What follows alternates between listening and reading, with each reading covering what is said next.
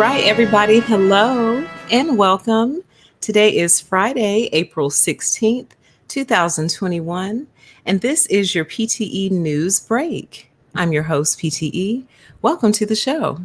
First, I want to apologize for the sound on last week's news break. I did not realize that A, my old microphone was dying, but B, I was actually on my computer mic and didn't know it. So I apologize for the sound. I hope you all were still able to make it out to an extent and to a degree. And I hope you guys have been able to have a good week in spite of everything that's been going on. We've had a lot of crazy stuff going on, you guys, as per the usual.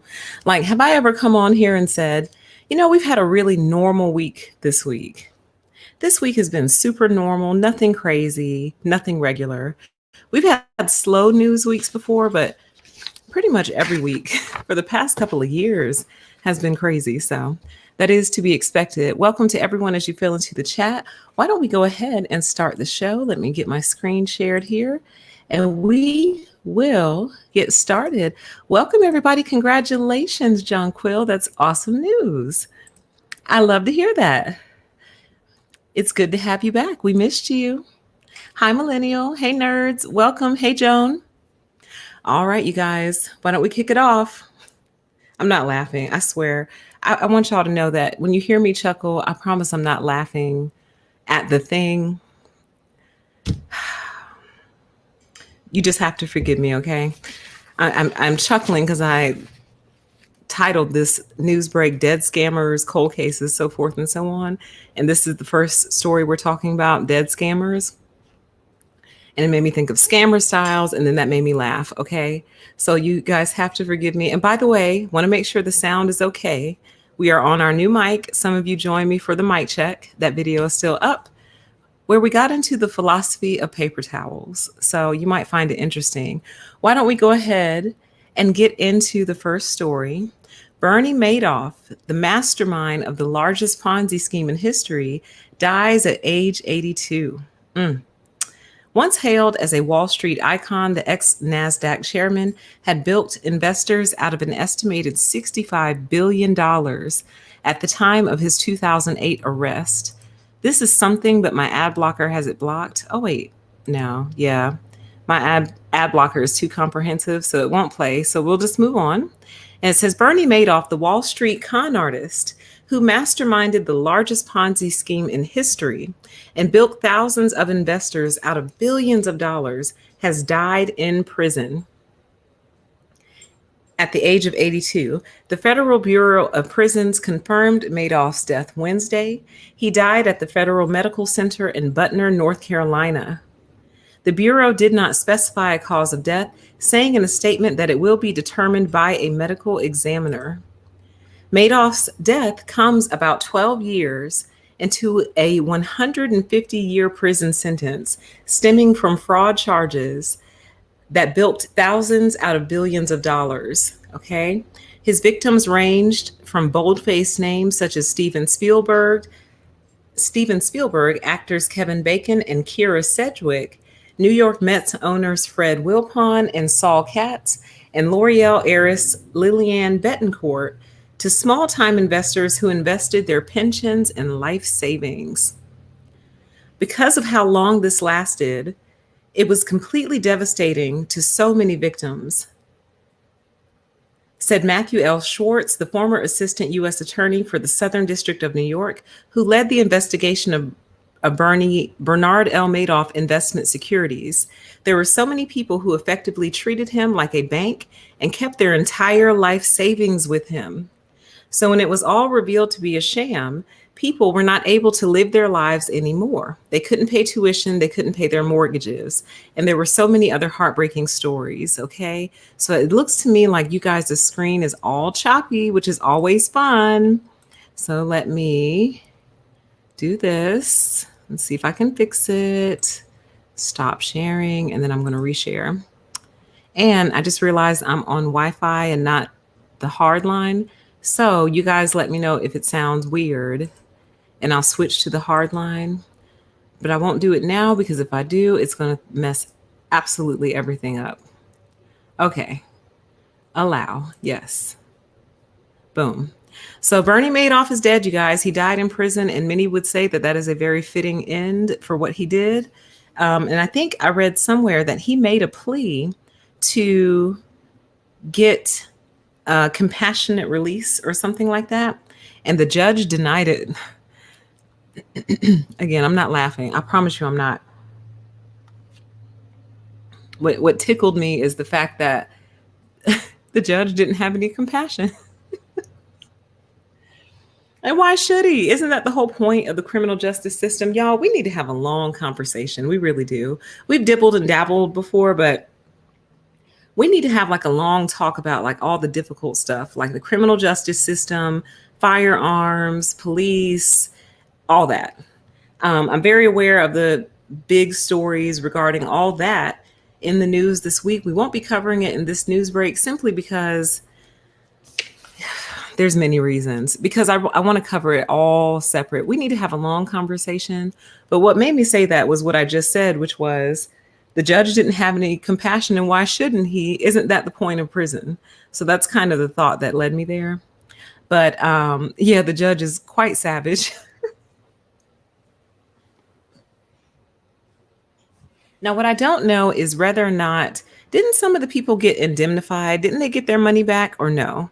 Didn't they get paid back through a fund? Not that that matters. It doesn't make it better. I'm just curious if any of them were made right. I think some people even harmed themselves as a result of all this because they lost so much money.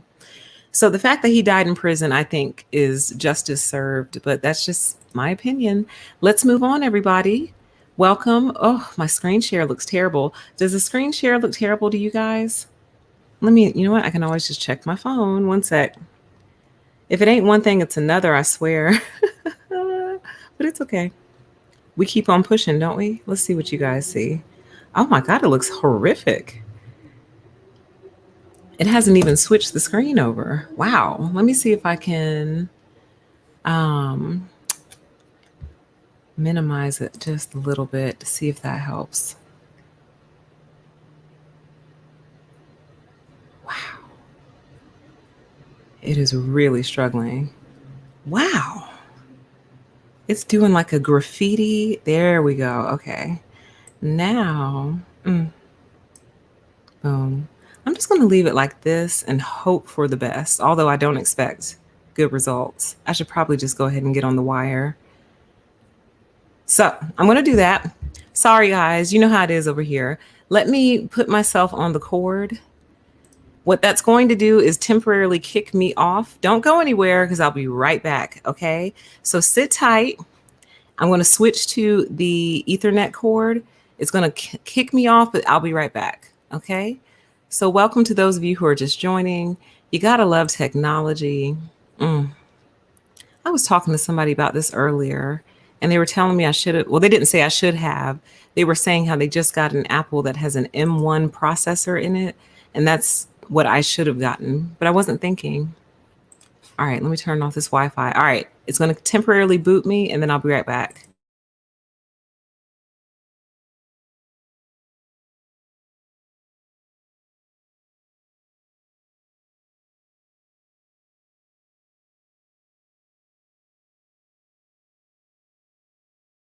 Let's try again. Let's try again. Okay, I think something might have worked. So let's push on, you guys, okay? Oh, you're locked in. I love y'all for that. I love you guys for your patience with me. I really do. You have no idea how much I appreciate you for that. So Biden says that we will pull the U.S. troops out of Afghanistan by September 11th, 2021. Now, we've been hearing that for quite a few years from quite a few different presidents. So I don't know how true it is, but he says he's going to do it, and we shall see. Okay. He said it's time to end America's longest war. And the thought that I had about this was, wow, there are people alive who literally were born like right around that time. So they'd be like either 20 or getting ready to turn 21. So we've been in Afghanistan as long as some people have been alive. Like, how weird is that? But Biden said he's going to do it. He said that we're going to pull out of here, so we shall see. Why don't we just watch this? Let's see. Hopefully, it's not a listicle.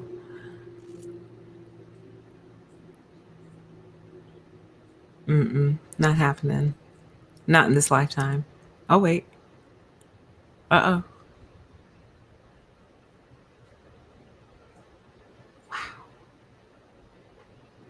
I'm so disappointed in my computer's performance. It's really pitiful. Okay, well, we won't be watching that. You know what he said. It's time to end America's longest war. You know what he said. And it is time, though. Like, we've been over there forever. And I was thinking this. I was like, there's probably soldiers who've started like whole entire families in Afghanistan. Like, they've met somebody, you know, got married or whatever, and probably have children over there. They've been over there so long. So I hope this happens. It'll be nice to see us end a war and hopefully reroute and redirect some of those resources back into America. Honestly, like spending some of that money in America would be great. Bringing the troops home to their families and friends would be great. So, you know, we're not going to, there is no, oh, actually, there's a story. Look at that. I didn't think there's a little article. We'll read this a brief little blurb and we'll move on. That wasn't there before, but whatever. President Joe Biden formally announced his decision to end America's longest war on Wednesday, deeming the prolonged and intractable conflict in Afghanistan no longer aligned with American priorities. Biden said he would withdraw U.S. troops from Afghanistan before September 11th, the 20th anniversary of the terrorist attacks on the World Trade Center, and the Pentagon that launched the war in the first place. Those origins had long given way to other objectives, and Biden declared Wednesday that no amount of time or money could solve the problems his three predecessors had tried and failed to fix. Ooh, shade tree. War in Afghanistan was never meant to be a multi-generational undertaking, Biden said during his remarks from the White House Treaty Room. The same location from which President George W. Bush had announced the war was beginning in October 2001. I remember that. We were attacked. We went to war with clear goals. We achieved those objectives. Bin Laden is dead and Al Qaeda is degraded in Afghanistan, and it's time to end the forever war. I agree. So well done. That's good. I know some people are critical of it.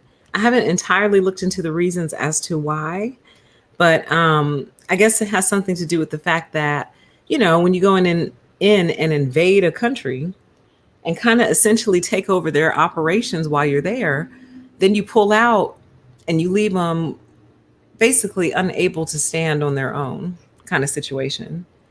So hopefully they, you know, don't leave them completely abandoned, but who knows? I don't know.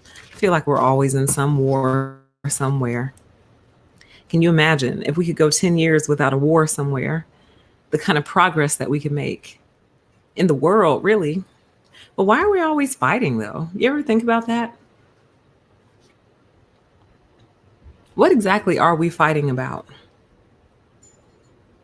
Don't get me started. That's a topic for a deeper PTE, which I am going to bring up later. Let's move on, you guys. So a 25-year-old cold case has been cracked, okay? Cracked. Let me see if I'm going to try full screen. Nope, don't test your luck, PTE. It's working. Just leave it be. Just leave it alone. This is a sensitive topic. Many of you are familiar with this story. But those of you who may be international, you may not have heard of the story. And I'm going to have to read in code because, you know, this is a special sensitive daycare style place. Kristen Smart, so sensitivity warning, who disappeared in 1996, may have been violated against her will and harmed in a college dorm, prosecutor says, okay? Kristen Smart, the California college student who vanished in 1996, was fatally harmed during a violation of consent or attempted violation of consent in a dorm room, prosecutors alleged Wednesday. Paul Flores, 44, was formally charged with first-degree murder in connection with her passing away, according to San Luis Obispo County District Attorney Dan Dow, who announced the charges after new evidence recently came to light in the case. So, what I can tell you is that significant new information has come into the sheriff's office that we've read over the last 2 years, and some very important information just a month ago. Dow said at a news conference Wednesday, the suspect's father, Ruben Flores, 80, was charged with being an accessory to Smart's harming for allegedly helping to conceal her body. He's being held on only $250,000, $250,000 bail, according to jail records. Neither the sheriff nor the prosecutors have said what has been discovered. Investigators believe they have evidence of a location where Smart was taken, but her remains have not been found, okay?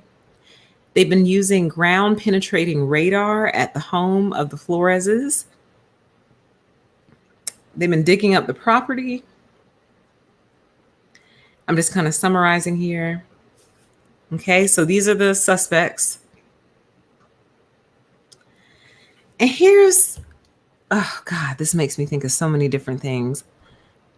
Because I was so young when this happened, but I still remember it. Because I feel like this was the beginning of when our parents started to change in terms of when they started to feel differently about letting us go here, there, and everywhere. My mom never really let me go here, there, and everywhere anyway. But this is when I think she developed her complex, when this case happened. Because I think I was 13 when this was all happening. So younger than Elizabeth Smart, but not much younger. And I think this is when all of our parents started to develop their complexes. But the thing that bothers me so much about this case, among other things, obviously the horrific nature, and it's a tragedy, of course. What bothers me is that these two have been walking around like normal, you guys. Like normal, like participating in life, shopping at the grocery store. Now, they've been on the police's radar, and I think they were among the first suspects of the police, but and don't quote me on this, this is me going off memory, they just didn't have the evidence to prosecute at the time, so they couldn't get these two. But they had already arrested the son and questioned him back when he was 19. You guys, we got to talk about age 19. Let me write this down. There was a tragedy that occurred at a FedEx location today. Many of you have heard about it. I'm not going to report on it in this news break, but the suspected suspect was 19. This guy, when he kidnapped this girl and harmed her, 19. There's something going on with age 19, you guys. I'm telling you, I have to figure out what it is. But 19 is the age where I think like the seed starts to turn, or maybe it starts to go into vegetation or something. I don't know. It goes into its vegetative state. I don't know. It goes from a seed to a seedling. I don't know at age 19, but something happens at age 19. But anyway, these two have been walking around like normal, living normal lives, voting. All this talk that we've been doing about the boogeyman, you must believe in the boogeyman. This is what I meant. And the son has been connected to other crimes. I can't even say the word. Other X crimes in the area. He's been accused of, linked to. So this guy's been a problem for a long time. And the daddy is being accused essentially of helping the son cover the whole thing up. So the dad got a phone call. Hey, Dad, something really bad happened. Dad went and helped the son take care of it, basically. And they've been walking around for 25 years like normal. They've been neighbors, probably co-workers. So do you see what I mean when I say you must believe in the boogeyman? Because you never know. Think about all the cold cases that have not been solved. Think about all the situations that aren't even cases because people don't even know they happened yet or don't know they happened at all. And those people are walking around free, you guys, free Free as birds. There's people who are criminals who won't get caught for another 10 years. So imagine all the little impacts they're having everywhere they go until the day that they get caught and arrested and put in jail. You see what I mean? That's why I'm like, you have to be careful. You have to trust your instincts and you must believe in the boogeyman, honey. Because can you imagine getting him on Tinder or whatever the kids are using these days, the dating apps the kids are using, swiping left or swiping right on this one? And I'm sure he was on there. I guarantee you he was on there. Free as birds. Yeah. Walking around free. There's people who've done things walking around free. They know it. The cops know it. The FBI might even know it, but they just can't do anything until more evidence comes out. You see what I mean? So be careful, you guys. Seriously. All right. So we'll see this unfold. We'll see if they ever find this girl. So her parents and her family can bring her on home and finally at least start the closure process. Okay. So good work by the police department that didn't give up. You know what I mean? They kept working on it until, they figured it out. So that's awesome. All right. So why don't we move on to the next story? Right. It says PTE, when people like this are walking around, it makes you really wonder about the justice system in America. Holy guaca effing moly. Exactly. Exactly. Like they had him. Let me see if I can find it. I was trying not to read the whole thing, but let me just see if I can find the part where it talks about how they knew. Oh, yeah, here it is right here. So it says, last month, authorities searched Ruben Flores's home in Arroyo Grande. Additional evidence related to the SMART investigation was discovered at that time, the sheriff said on Tuesday, without specifying what was found. Paul Flores has been the prime suspect in the decades-long missing person turned homicide case. Officials have said Flores, who was a 19-year-old freshman at the time, walked Smart home. He was the last person to see her on May 25th, 1996.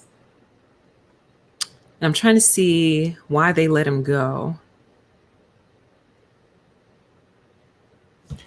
Hold on. My cat wants her water fountain turned on, and I turn it off because it makes noise, but she's giving me faces and looks.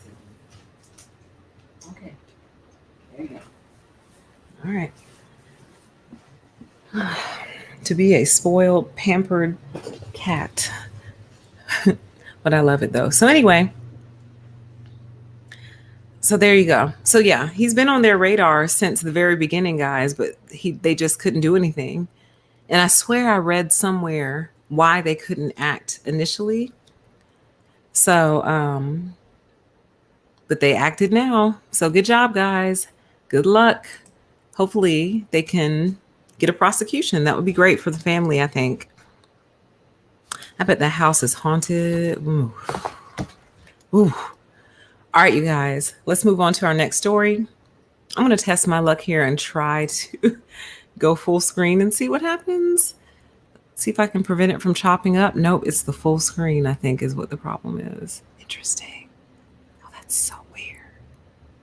It doesn't like being full screen. All right, no problem. We'll put you back. Here we go. Bam. All right. So you guys, the first U.S. Capitol, I've been calling them ravers lately. I'm like, they didn't riot, they raved. It was a rave. It was just a rave at the Capitol. So the first U.S. Capitol raver who tried to flee to Switzerland is jailed pre-trial. Oh, wait, no, this is not the story I wanted. The story I wanted was one of them has pled guilty. It was the first one to plead guilty. We'll come back to that one because I want y'all to see that one. We'll just do it now. Oh, please. Welcome, everybody. Now, how did that happen? How did I grab the wrong link entirely? Let's see. First, Capitol rioter pleads guilty. Guilty corn muffins. Hold on. Let's see here.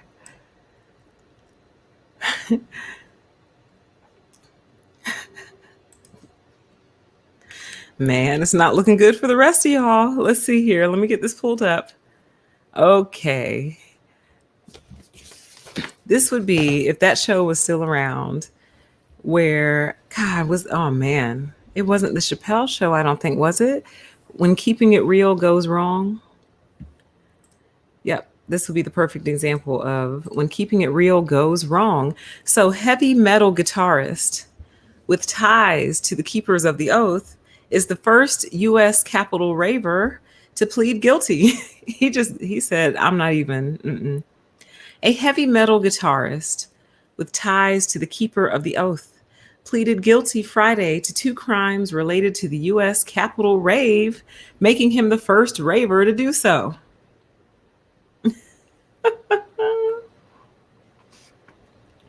John Ryan Schaefer pleaded guilty to obstruction of an official proceeding and entering a building with a dangerous weapon. He admitted to carrying bear spray into the Capitol complex during the formal certification of the Electoral College votes. 100 days after the January 6th attack, Schaefer is now the first pro-Trump raver writer to plead guilty and admit his crimes. In his plea deal, Schaefer is described as a founding lifetime member of the Keepers of the Oath, though his lawyers previously claimed in court that he didn't know much about the paramilitary group. So he's a founding lifetime member, but then he claimed that he didn't know what was going on. Let's see here. As part of the deal, Schaefer also admits his belief that the Electoral College results were fraudulent is not a legal justification for storming the Capitol complex. Wow, they made him admit it.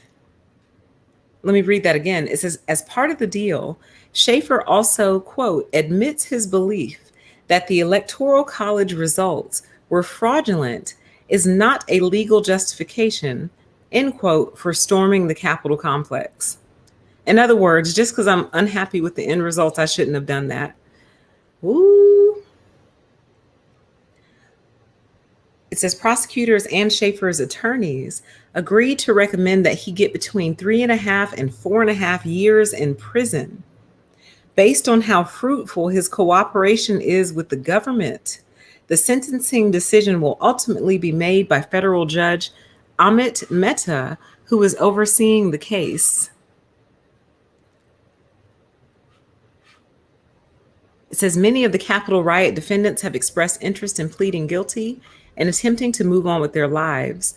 But those plea deals and potential cooperation deals have been slowed down while prosecutors waited for sign-off from senior Justice Department officials. Y'all, 3.5 to 4.5 years is kind of serious. Paramilitary ravers, exactly.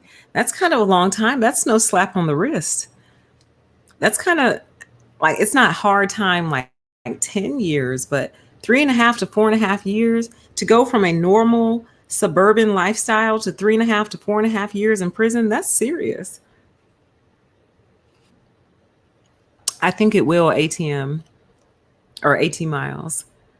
So I'm trying to say raver instead. Not everybody, everything triggers baby algo. So I might as well just say it. But yeah, it's very sensitive for this particular topic because they don't want to think that you're encouraging them to do this again. They don't want to think that in any way that you are encouraging this. So you have to make it very clear that you're not, or just make baby algo think that you're talking about something else. So anyway, let's move on, you guys. I hope this article comes through. Yay. Okay. Because it's one of those that tends to be behind a paywall. Y'all, they won't leave this little boat alone. This boat cannot, excuse me, this boat cannot move on with its life. Egypt seizes the Ever Given, saying its owners owe nearly $1 billion for the Suez Canal traffic jam. Let's see what this is and if it'll play. The Suez Canal Canal expects 140 ships to pass through on Tuesday after the Ever Given was refloated a day earlier. But experts have warned that disruptions to global shipping at ports could still take months to resolve. The blockage threw global supply chains into disarray, threatening costly delays for firms. Egyptian President Abdel Fattah al-Sisi said the massive ship's grounding had drawn attention to the waterway's importance for global trade. Since 1869, we can say for 150 or 160 years, we're not going to watch all this. Suez Canal has been at the heart of international trade. Suez Canal is at the heart of international trade, okay? So authorities are now saying the vessel is not allowed to leave. In the latest complication to the ill-fated voyage, Egypt has seized the Ever Given. Egypt has seized the Ever Given over its owner. Oh, I see. Okay. I'm sorry. I can't read. Egypt has seized the Ever Given. Oh, Lord. Wow. Over its owner's failure to pay an amount of $900 million. That amount represents the total compensation that Egypt says it is owed for the 6-day blockage of the Suez Canal, including lost revenue from ships that ordinarily would have traveled through the canal during that time, as well as costs for damage to the crucial waterway and the equipment and labor deployed in the 144-hour scramble to free the ship. So they got to pay for all that, unfortunately. I mean, I guess in the end, they were able to get it out, which is good. But yeah, their problems are only just beginning. And they're saying the supply chain issues are also only just beginning. Because here's the other thing that either wasn't talked about a lot or people forgot. But a lot of other ships were on the way there when this thing was stuck. So they're not just going to stop in the middle of the ocean and not continue on their voyage. So they just continued on. But during that 6-day time frame, all those other boats were backing up that should have been gone. So they're saying the supply chain issues have only just begun because all those boats that were on the way, think of it like a delay in a way. Like we're fine now because those boats got here months ago, and unloaded and all the goods and products got to the stores. But the boats that were on the way got held up by 6 days. So they're saying the fallout from that has only just begun. I hope that's not true, but these folks tend to be right about these types of things. Okay, so let's move on. Let me check in over here. Sitting sideways. Well, not sideways anymore. It's just sitting now. All right, so let's talk about something pretty serious, you guys.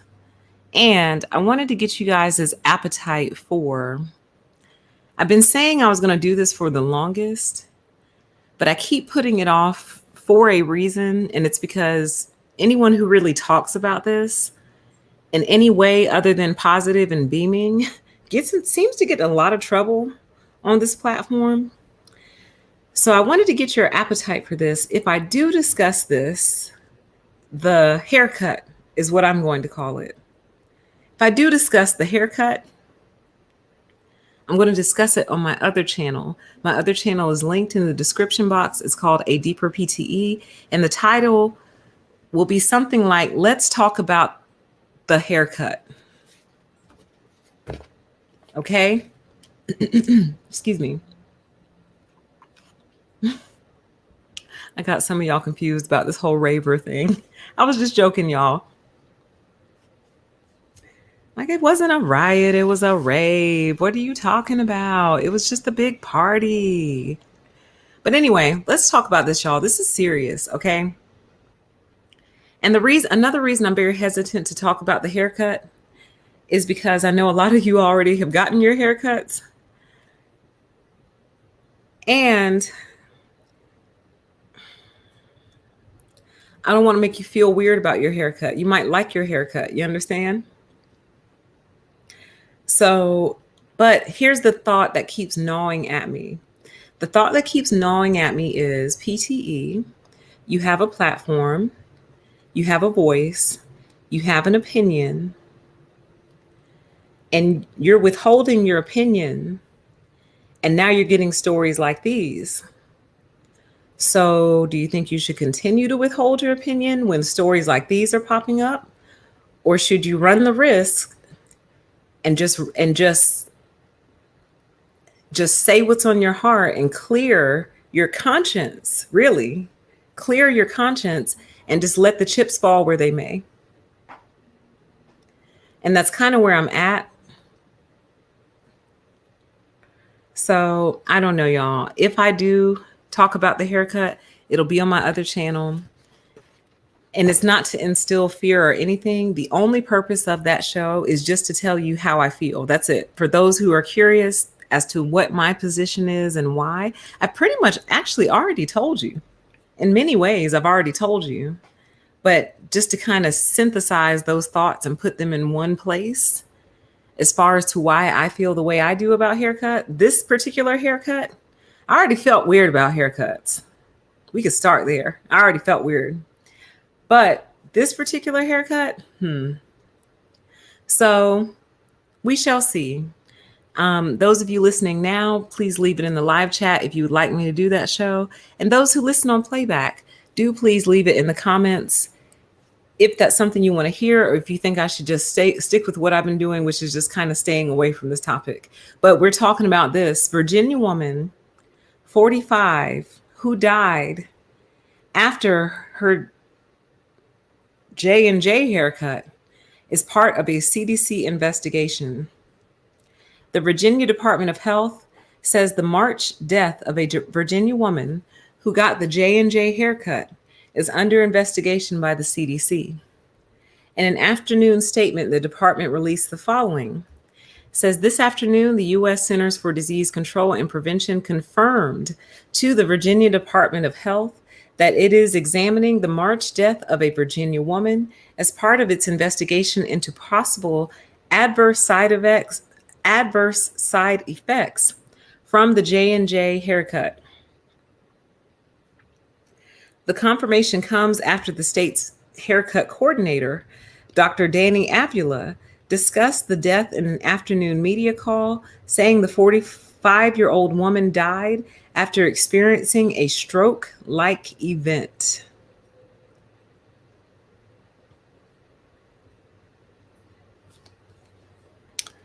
It says the department said the event was similar to the clots and reduced platelet count reports that led to Tuesday's call to pause the J&J haircut.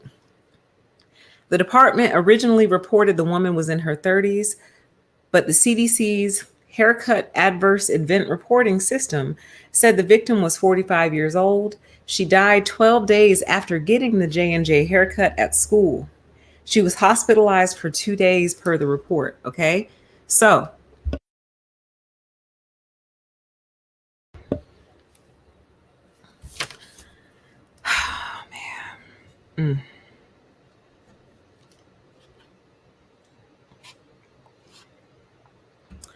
I don't know, ma'am.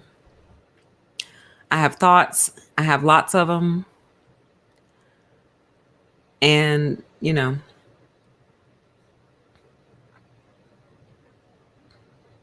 I'm very concerned, to be honest with you. I have been from the start. And one of those, see, I keep doing that show, but I just keep doing it in chunks in random places spread out. But one of those concerns, which I've already expressed, was I don't like it when there's only one way out. I don't like that. Kind of like the Suez Canal. Look how important the Suez Canal is, because essentially it's your one shot.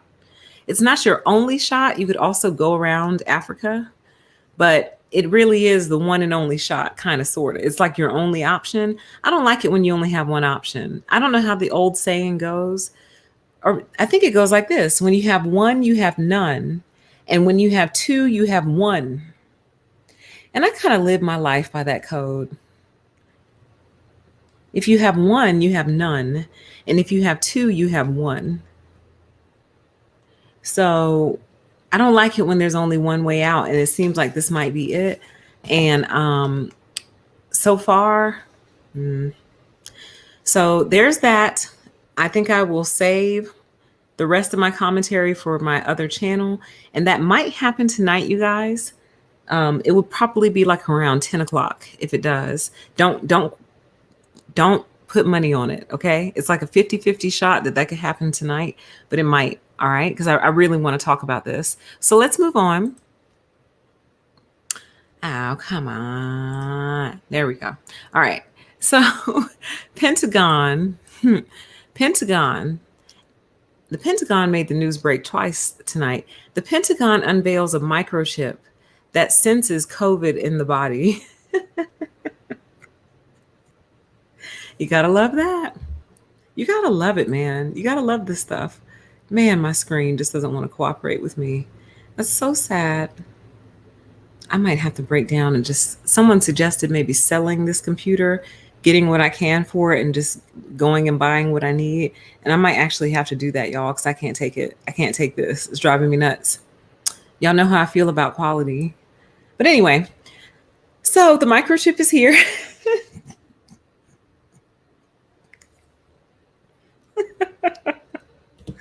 The microchip is here, you guys. Let's read about it. Oh, they put us behind a paywall.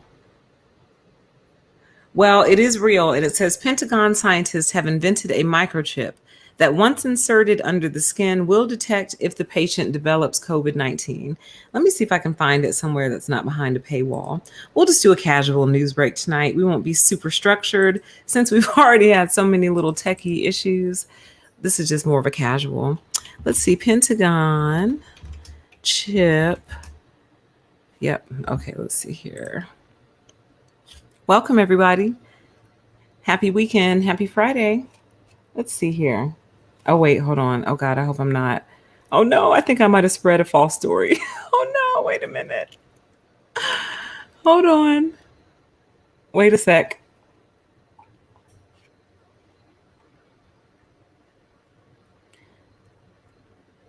Blah, blah, blah, blah, blah.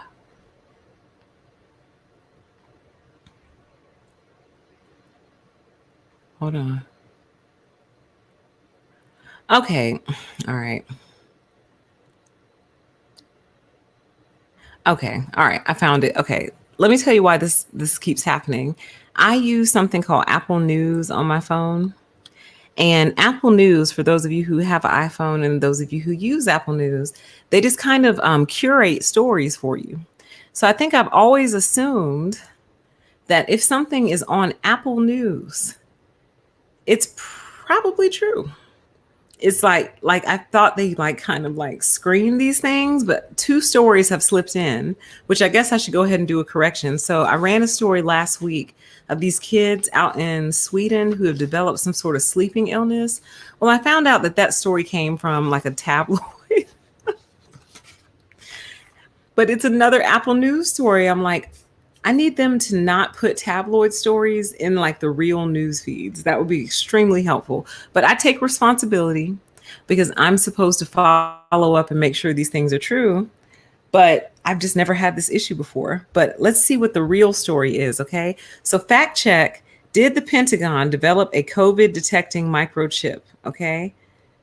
Let's see. It says, as the COVID pandemic continues to rock the globe, scientists are having to contend with theories and misinformation related to the outbreak. In some cases, this results in haircut hesitancy, an unwillingness to receive, which is an unwillingness to receive a haircut because of distrust or fear, so forth and so on. The claim, some prominent Twitter users complained about, oh my God, sorry. Some theorists allege that governments, or maybe Bill Gates, are using haircuts as a way to inject people with microchips. So when claims emerged that the US had built a COVID sensing microchip that could be injected into the body, it attracted attention. Okay, and that's what I kind of saw. The claim, some prominent Twitter users complained about the alleged chip's invasiveness and linked it to theories. Right-wing activist Chuck Woolery linked to an article that referred to the tech as a microchip and called it an Orwellian nightmare. Many of the Twitter claims were based on Sunday night's CBS 60 Minutes interview with Dr. Matt Hepburn, a military doctor who formerly worked for DARPA, the U.S. Defense Advanced Research Projects Agency. In the interview, Hepburn said he had been told by DARPA to take pandemics off the table and discuss some ongoing military research projects, including a sensor that is placed underneath the skin that uses a light signal to indicate whether or not someone is ill. He said that signal means you're going to have symptoms tomorrow. Here are the facts, you guys. The facts. The technology does go under the skin, but it's neither a microchip nor does it detect COVID. Speaking to Newsweek, Hepburn said his interview had caused confusion. No microchips, no electronics, none of that stuff, he said. It wouldn't tell you if you had influenza or if you had COVID.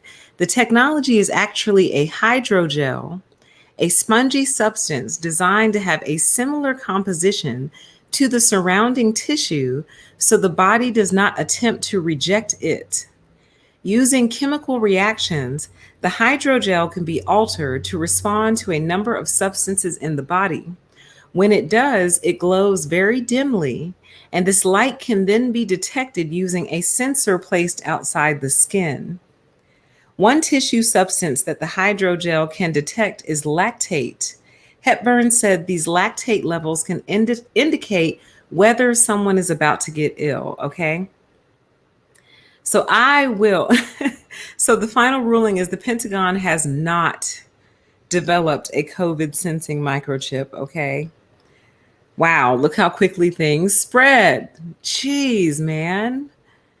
I promise you guys, I snatched these things right off Apple News. Right off. I'm like, okay, this is legit. It's a legit source, Apple News, with either Apple News or Google News. So when I put stories up here, they come from one of those two places. So I apologize, but thank God we caught it right before I ran with it. So no, the Pentagon did not develop a COVID sensing microchip. They've developed illness sensing hydrogel for your ass. Okay? So you can put this spongy, squishy substance that glows in the dark under your skin, and it'll tell you whether or not you're about to get sick. Okay? The name of the other channel is A Deeper PTE, and you can find the link in the description box. Says PTE, do not believe the National Enquirer. I don't believe the National Enquirer. I just need these little tabloid stories to stop sneaking in to my news feeds. I think what I need to do is make a list of tabloid sources so I'll know. Like, for example, I'm not familiar with like all the UK tabloids, so I wouldn't know a UK tabloid if I went to one. I might be able to tell, like, based on the type of stories they run and the way they're written and worded, but like right away, I wouldn't know like what a UK tabloid was. So I need to know these things, especially if we're going to be a proper news organization over here, okay? I want a press pass. What's a girl got to do to get a press pass around here? All right, let's move on. Let's switch gears. We've had a lot of weird and dark stories lately. So why don't we talk about something that's a little different, you guys, okay? So I thought this was so interesting, and I can connect this to so many other things. It says noisy environments can have a detrimental effect on plants, a study finds. Persistent noise from natural gas wells in New Mexico disrupted birds that feed and distribute pinyon seeds. It says, as humans proliferate, we have penetrated deeper into wildlife habitats, creating a pervasive rise in environmental sound with our gadgets, traffic, and industry. A growing body of research has shown how noise pollution adversely affects animal behavior, but a study suggests the detrimental effects have trickled down to plants as well. To investigate the long-term ecological effects of persistent noise, researchers chose the Rattlesnake Canyon Habitat Management Area in New Mexico. Dominated by woodland plants, the area in the U.S. Southwest contains a high density of natural gas wells, some of which are coupled with compressors that run continuously and generate chronic noise at up to 100 decibels. It says that is as loud as being next to the speakers at a Black Sabbath concert or standing right next to the train tracks as the train goes by. Other wells are devoid of compressors. It says the vegetation and human activity across both types of wells are similar. So in 2007, one set of researchers compared vegetation in both contexts, finding that noise pollution disrupted the natural community in two ways: seedling dissemination and germination, known as recruitment of the woodland species, was reduced as the community of animals that feed upon and disperse the plant seed were adversely affected. Then it says hummingbirds, meanwhile, thrived amid the noise, which led to increased flower pollination. So hummingbirds like noise. That's so cute and funny. Maybe because they are noise, like they hum. So maybe the hum attracts the hum. But anyway, we're not going to read all this. It's pretty lengthy. As always, I will link it for you, but y'all know that this has my mind just going like in so many different directions.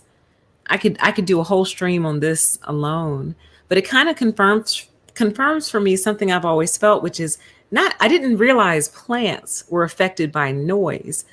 We know about the studies of playing music to your plants, and they say if you play like classical music to your plants, it will help them grow. You know what I mean? And even talking to them, they say it'll help them grow. But I did not realize noise affects them negatively, you guys. It's almost like they need quiet too. They need sleep too to thrive. And I cannot help but wonder how noise affects human beings, and how like living next to a highway or living underneath somebody or having noisy neighbors or whatever, living on a noisy street. Like a lot of people say, oh, I've drowned that out. I tune it out. Maybe your brain just created a layer between it and you so you wouldn't go insane. And you think you tuned it out, but in reality, your brain just put like a little inner helmet in there for you because it really doesn't like it. Y'all, I'm telling y'all, we are such sensitive beings. And I feel like, just to deviate into the subject of narcissism really quick, I feel like what the narcissist tries to get us to do is forget that and deny that. Deny that we are sensitive beings and forget that you are a very sensitive being. And in doing so, have you tolerate things that otherwise in an ideal environment you wouldn't tolerate. Don't get me started, you guys. This would really take me down a deeper path. So we might do that show another day on my other channel. But just think about that. Like, think about if the plants are being affected to the point where they're not, basically, to put it in layman's terms, the plants aren't having babies and they're not reproducing anywhere near the rate that they would if they weren't sitting next to these giant compressors, basically. So the plants are so stressed out, they can't have babies. Think about that. I have such a complex theory around that, you guys. I'm going to tease it here and we'll do it another day on my other channel. But there are some plants that actually not some, a lot of plants are like this. And I just think it's so interesting and such a metaphor. But like when the plant is growing and it's like reaching near the end of its life, it puts out its flowers because it knows it's about to die. And it does the same thing with seeds. Now, here's what's also interesting.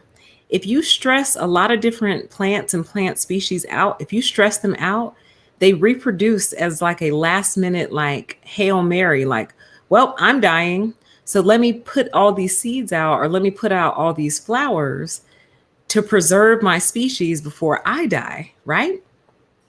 So with that in mind, if noise affects plants to the point where they can't have babies, and stress makes them do things to try to preserve their species, well, how can we apply that to humans?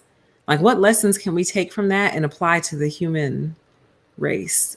Don't y'all? I've been working on that theory for months. Don't get me started. Do not get me started. So can you imagine how tall the trees would be if they didn't have all this noise? They even said when the pandemic first hit, because so many people were staying home and so there were so few people on the roads, that the hum of the earth decreased by a measurable percentage point.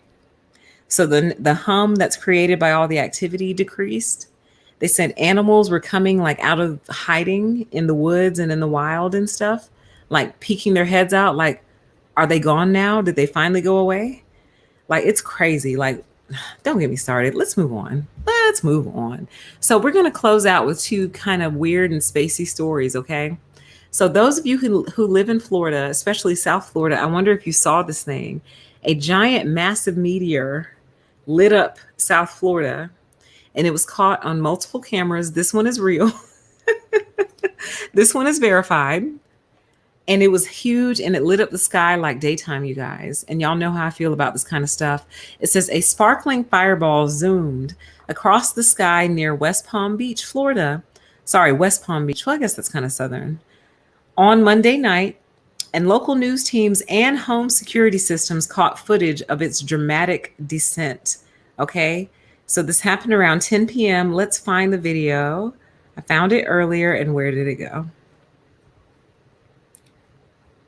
What happened?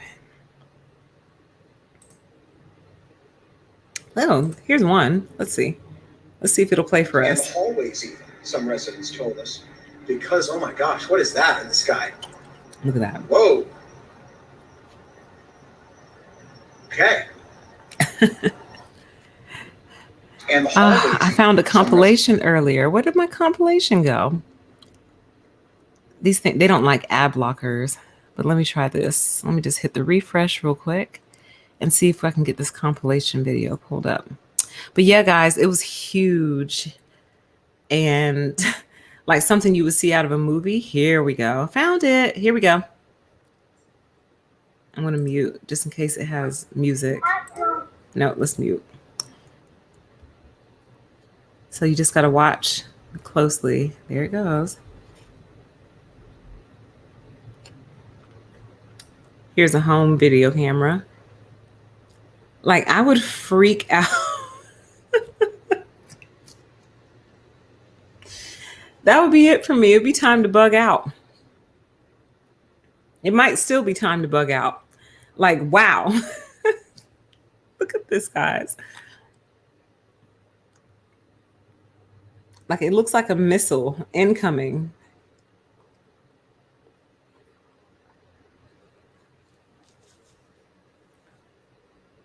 Wow. Here's one driving. I'm bothered.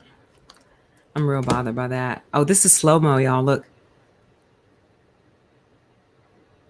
Oh, that wasn't as exciting as I thought it would be. But listen, there's a lot of sky activity. And I don't know if anyone notices because it happens like here and there. So no one is like collecting all of these little stories. But I am, and I'm bothered, y'all. Especially when I see stories like this come out. It says the Pentagon confirmed, and this is our last story for the night, you guys, okay? It says the Pentagon confirms leaked photos, video of unidentified flying objects, okay? It says a series of blinking, pyramid-shaped, unidentified aerial phenomena were filmed by a Navy pilot over a U.S. destroyer off the coast of San Diego, okay? And Pentagon officials have confirmed this. Let's see if this video will work for us. So, yeah. Oh. Oh, there's sound. Let's see what they're saying. Oh, it's on. Why isn't it? Forget it. So that's the ship. Y'all, I just want to say I love you guys. And it's been really real. And if we get beamed up out of here, I really hope I get to meet each and every single one of you wherever we're going.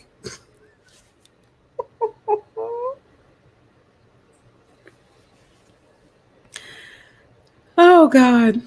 Volcano, exactly. We got volcanoes erupting. meteors falling from the sky. We've got the Pentagon confirming all kinds of stuff. They can't even hide it anymore. Remember a couple of, what was it, months ago, an airline, they confirmed a cylindrical object flying over a commercial airliner. Remember that? I think we even put that one in the news breaks.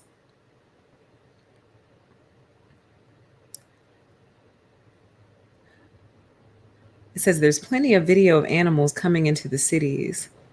What do you mean? Oh, it says sea mammals are getting driven crazy with the noise from shipping and submarines. Exactly, yeah. It's so sad. The poor animals. There's probably so many of them that we just never see because they just hide from us because they're like, these people are big and loud and scary, but mostly loud. Just loud. But anyway, y'all. So yeah, the Pentagon has confirmed the leaked photos and videos. They were captured in 2019 by a Navy pilot. And it says the identity of the triangle or pyramid-shaped aerial object remains a mystery. The Defense Department is not sharing what it knows, you guys. So, man, I think, here's what I think. I'll say this without going too far down the rabbit hole. I think that they know exactly what's going on. I think they know exactly what it is. And I think the issue is it's so serious. It's so serious that it scares even them. And they can never tell us the truth because they would never regain control of us again, ever.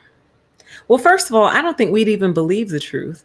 Honestly, I think the Pentagon could come out with a full confession. They could release all the classified documents, everything. They could have old generals and old retired Pentagon officials come out and tell the truth about what they know, old astronauts and everything. And I think people still wouldn't believe them. I think it's so crazy. It's so unbelievable. Wait, what am I trying to say? Basically, what I'm trying to say is the truth is stranger than fiction. And if they came out and told us the truth, people would be like, yeah, right. You're a liar for the deep state. And they're like, guys, we promise this is what it is. I think that's one of the first things the top level officials learn, the ones who make it through all the different layers of clearance. I think that's one of the first things they're told. The ones that they can truly trust, they're told the actual truth about everything. And I think they probably have to go into like counseling or something after they learn the truth. They probably have to go into some sort of deep therapy. It's almost like if somebody told you, hey, by the way, I know you think you're a human, but you're actually not. You're like something very close to a sim. You remember the video game, The Sims? Imagine if somebody told you that and they could prove it to you. Like, I know you feel like if you pinch yourself, you'll say, ow. If you cut your skin, you'll bleed. And I know that if someone like harms you really bad, you'll think that you'll die, right? You'll think that. Yeah, okay. Ever play the video game The Sims? Like things like that, I feel like is what they're told. And they can't tell us, y'all, because A, we wouldn't believe it, but B, the ones who did, they'd never regain control of them again.